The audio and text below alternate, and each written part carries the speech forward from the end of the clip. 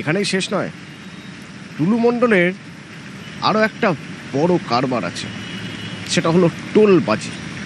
এই টোলবাজি বলছি কেন, তার কারণ হচ্ছে টুলু মণ্ডলে টোল বসাতো। এই যে শালবাদ্রা থেকে যত ডাম্পার যাবে সেই ডাম্পারকে টোল দিতে হবে। টোল দেবে কে, কাকে? না, টুলু মণ্ডলের টিমকে। তার কারণ হচ্ছে এই ডাম্পারগুলো যেতে গেলে টন প্রতি 800 টাকা করে টোল দিতে হতো।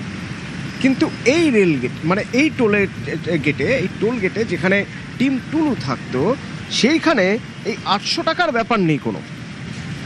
এই শালবাদ্রা রায়পুর টোলে টিম টুলু টোল আদায় করতো, সেখানে মর্জি মাফিক টাকা নেওয়া হতো। এবং শুধু তাই নয়, কত টন নিয়ে যেতে পারবে একটা ডাম্পার সেটারও কোনো ব্যাপার নেই, যত খুশি নিয়ে যেতে পারো, কিন্তু সেই অনুযায়ী টাকা দিতে হবে।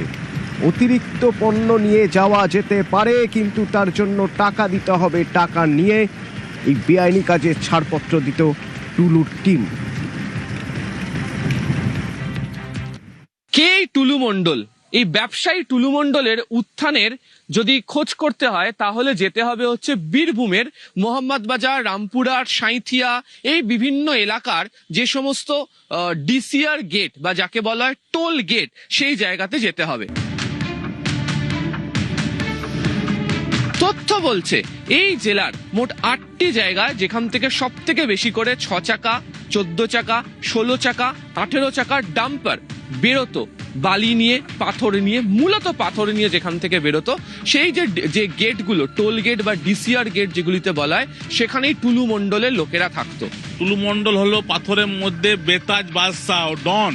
আজকে আপনার ধরেন এত টাকা চালানের রেট, আবার 100 টাকা আবার চালানের রেট ও বাড়িয়ে দেয়। ঠিক আছে, প্রশাসন কিছু বলতো না, পুলিশ প্রশাসন সব ওনার হাতে, যে কোনো একটা কেস দিয়ে মানুষকে ভেতরে করে দেয়। যতদিন দিদি ছিল তখন উনি বেতাজ, বাদশা। প্রত্যেক কটা ডাম্পারের 6 চাকার জন্য, 14 চাকার জন্য, 16 চাকার জন্য, 18 চাকার জন্য সে কত পরিমাণ পণ্য বা ওই পাথর বা বালি ধরুন পরিবহন করতে পারবে তার হিসেব রয়েছে। কিন্তু তারপরেও অতিরিক্ত হিসেবের জিনিস নিয়ে আসা হতো এবং এই টোল গেট থেকে তাকে ছেড়েও দেওয়া হতো। তার জন্য যে অতিরিক্ত অর্থ, সে অতিরিক্ত অর্থ চলে যেত হচ্ছে টুলুর পকেটে। অনেকের বক্তব্য যে এই বিষয় নিয়ে তারা এর আগেও একাধিকবার পুলিশ প্রশাসনের দৃষ্টি আকর্ষণ করেছিলেন, কিন্তু কোনো লাভ হয়নি। 14 চাকা মাল হচ্ছে 30 টন, যদি 200-300 যদি মাল বেশি হয়, 500 মাল বেশি হয়, তাহলে বলে 200 টাকা 300 টাকা এক্সট্রা লাগবে। আলাম যখন বলছি যে একটু লিখে দেন, তো বলছে লেখালেখি কোনো নাই। আবার উল্টো পুলিশ দেখা যায়, বলছে পুলিশকে উল্টো বলছি যে তুমি কেন বলছো, ধাবাড়ি করছে আমাদের সাথে।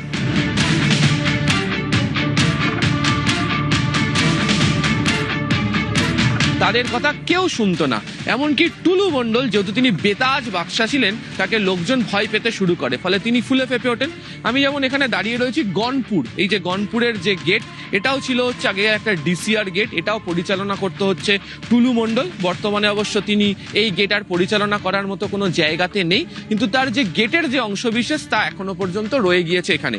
এবং স্থানীয়রা বলছেন এই রাস্তা দিয়েও যে প্রচুর সংখ্যক ডাম্পার যাতায়াত করতো, এখান থেকেও যে অর্থ আদায় করার যে দায়িত্ব বা যে অর্থ, সেটাও টুলু মণ্ডলের পকেটে যেত। ফলে যারা এখানকার খেটে খাওয়া মানুষ রয়েছেন, যাদের অর্থনীতি সংসার নির্ভর করে থাকতো এই পেশার ওপরে, তাদের বক্তব্য যে তারা বঞ্চিত হতেন আর টুলু মণ্ডল ফুলে ফেপে উঠত। ক্যামেরা অসিত দাসের সাথে আবির ঘোষাল, নিউজ 18 বাংলা, গনপুর।